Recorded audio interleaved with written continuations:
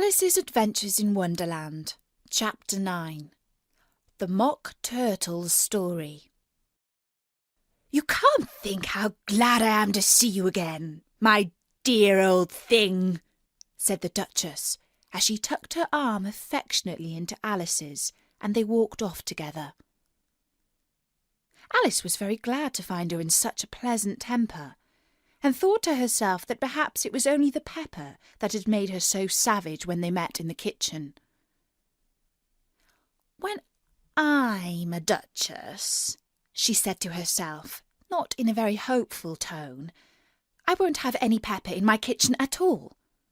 Soup does very well without. Maybe it's always pepper that makes people hot-tempered," she went on, very much pleased at having found out a new kind of rule, "and vinegar that makes them sour, and chamomile that makes them bitter, and barley sugar, and such things that makes children sweet-tempered. I only wish people knew that. Then they wouldn't be so stingy about it, you know." She had quite forgotten about the Duchess by this time, and was a little startled when she heard her voice close to her ear. "You're thinking about something, my dear, and that makes you forget to talk. I can't tell you just now what the moral of that is, but I shall remember it in a bit." "Perhaps it hasn't one," Alice ventured to remark. "Tut, tut, child," said the Duchess. "Everything's got a moral, if only you can find it."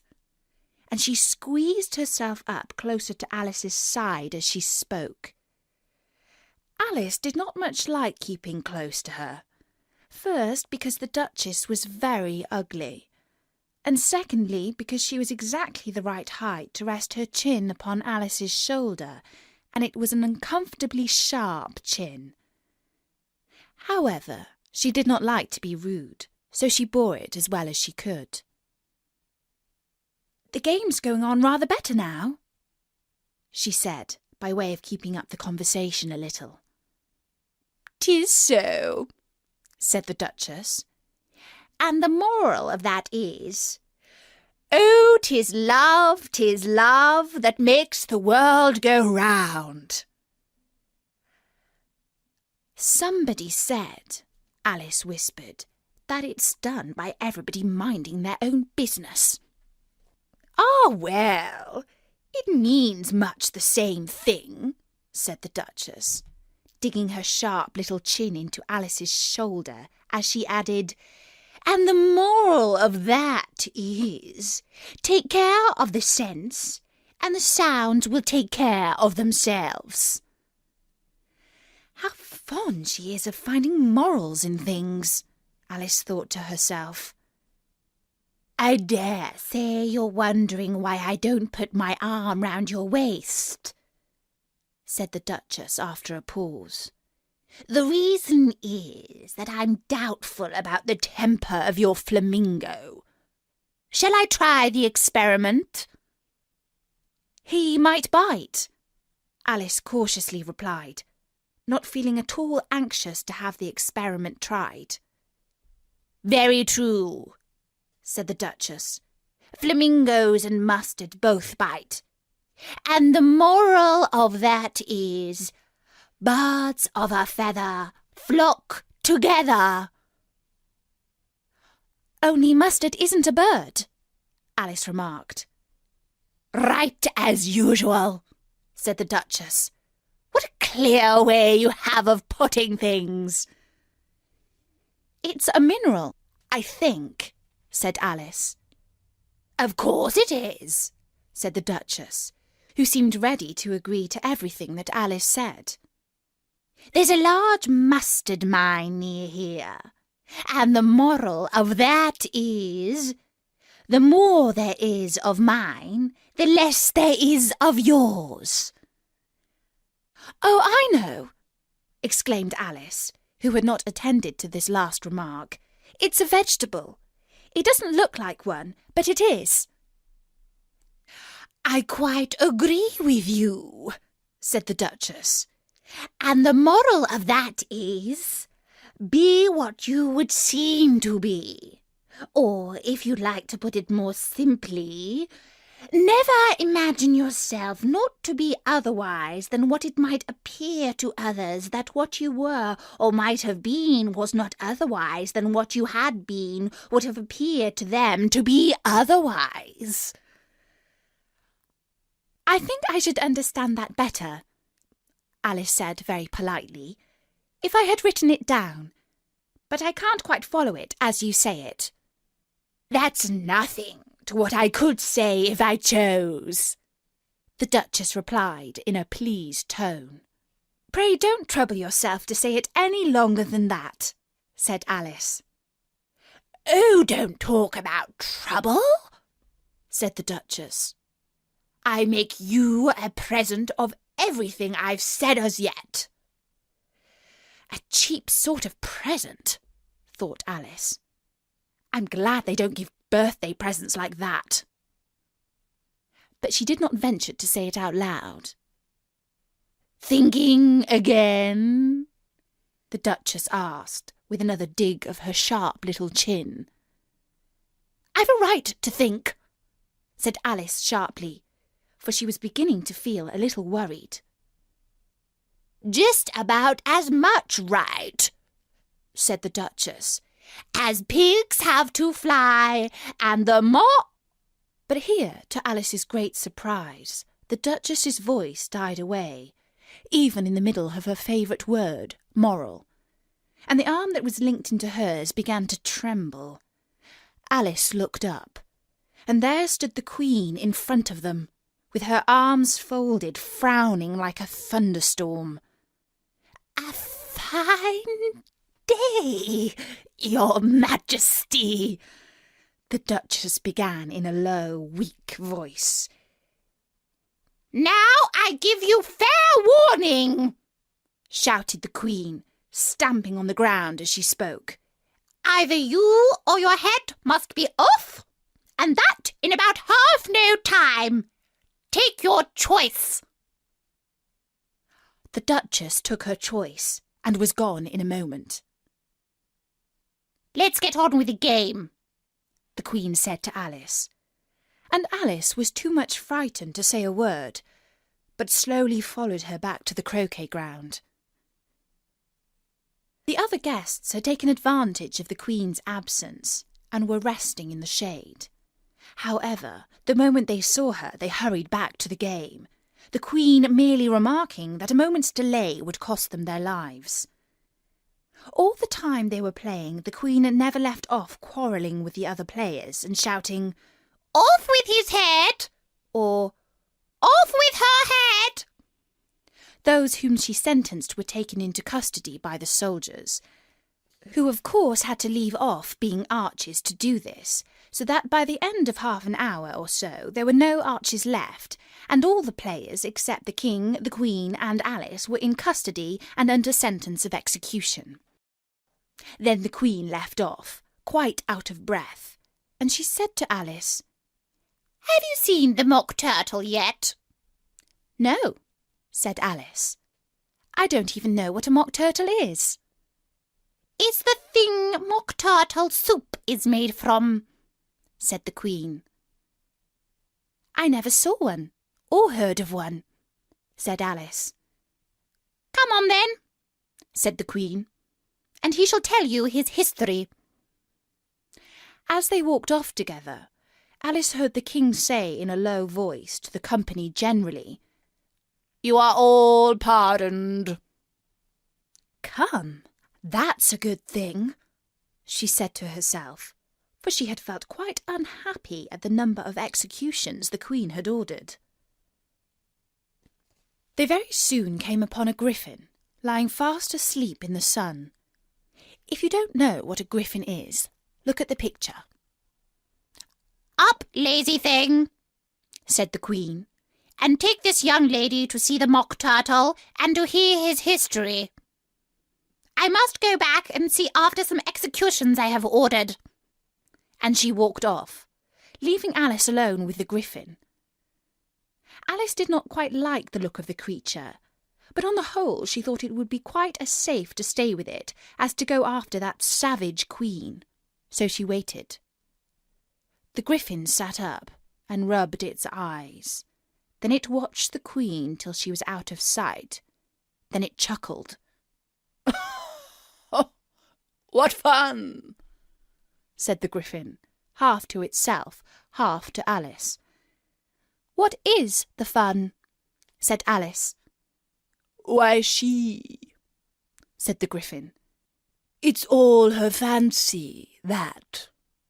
They never executes nobody, you know. Come on." "Everybody says, 'Come on,' here," thought Alice, as she went on slowly at first. "I never was so ordered about in all my life. Never!" They had not gone far before they saw the Mock Turtle in the distance, sitting sad and lonely on a little ledge of rock, and as they came nearer, Alice could hear him sighing as if his heart would break. She pitied him deeply. "What is his sorrow?" she asked the griffin. And the griffin answered, very nearly in the same words as before, "It's all his fancy, that. He hasn't got no sorrow, you know. Come on." So they went up to the Mock Turtle, who looked at them with large eyes full of tears, but said nothing. "This here young lady," said the griffin, "she wants for to know your history, she do." "I'll tell it to her," said the Mock Turtle in a deep, hollow tone. "Sit down, both of you, and don't speak a word till I've finished." So they sat down, and nobody spoke for some minutes. Alice thought to herself, "I don't see how he can even finish if he doesn't begin." But she waited patiently. "Once," said the Mock Turtle at last, with a deep sigh, "I was a real turtle." These words were followed by a very long silence, broken only by an occasional exclamation of "Hutchka!" from the griffin, and the constant heavy sobbing of the Mock Turtle. Alice was very nearly getting up and saying, "Thank you, sir, for your interesting story," but she could not help thinking there must be more to come, so she sat still and said nothing. "When we were little," the Mock Turtle went on at last, more calmly, though still sobbing a little now and then, "we went to school in the sea. The master was an old turtle. We used to call him Tortoise." "Why did you call him Tortoise if he wasn't one?" Alice asked. "We called him Tortoise because he taught us," said the Mock Turtle angrily. "Really, you are very dull." "You ought to be ashamed of yourself for asking such a simple question," added the griffin. And then they both sat silent and looked at poor Alice, who felt ready to sink into the earth. At last the griffin said to the Mock Turtle, "Drive on, old fellow. Don't be all day about it." And he went on in these words. "Yes, we went to school in the sea, though you mayn't believe it." "I never said I didn't," interrupted Alice. "You did," said the Mock Turtle.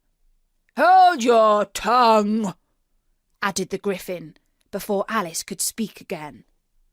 The Mock Turtle went on. "We had the best of educations. In fact, We went to school every day. I've been to a day school too, said Alice. You needn't be so proud as all that. With extras? Asked the Mock Turtle a little anxiously. Yes, said Alice. We learned French and music.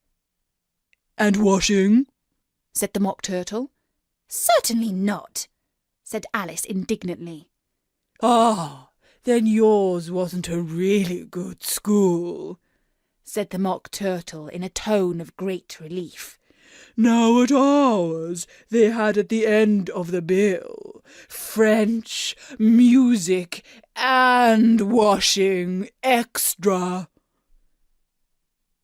You couldn't have wanted it much, said Alice, living at the bottom of the sea. I couldn't afford to learn it, said the Mock Turtle with a sigh. I only took the regular course. What was that? Inquired Alice. Reeling and writhing, of course, to begin with, the Mock Turtle replied. And then the different branches of arithmetic, ambition, distraction, uglification, and derision. I never heard of uglification, Alice ventured to say. What is it? The Griffin lifted up both its paws in surprise. What? Never heard of uglifying? It exclaimed. You know what to beautify is, I suppose? Yes, said Alice doubtfully. It means to make anything prettier. Well then, the Griffin went on, if you don't know what to uglify is, you are a simpleton.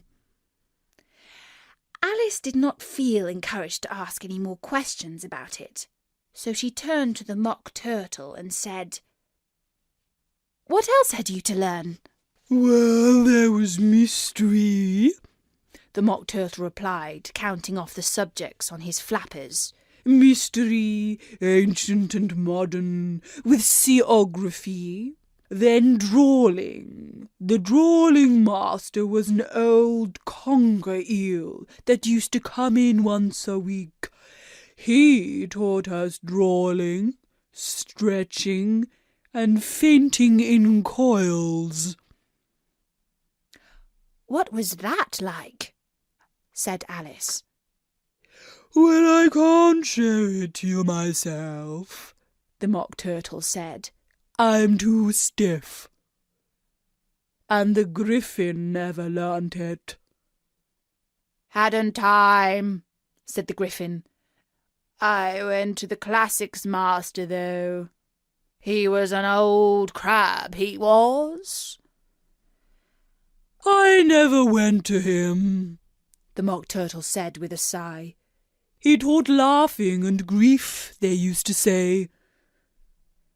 So he did, said the Griffin, sighing in his turn, and both creatures hid their faces in their paws. And how many hours a day did you do lessons? Said Alice, in a hurry to change the subject. 10 hours the first day, said the Mock Turtle. 9 the next, and so on. What a curious plan, exclaimed Alice. That's the reason they're called lessons, the Griffin remarked. Because they lessen from day to day. This was quite a new idea to Alice, and she thought it over a little before she made her next remark.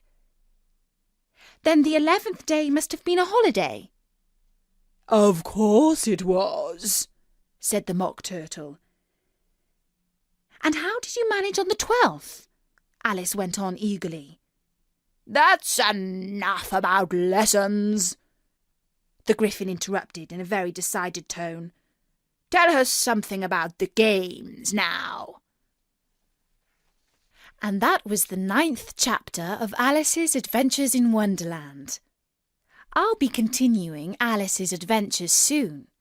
But in the meantime, you can find loads more stories at storynori.com. So drop by soon. Until then, from me, Natasha, bye-bye!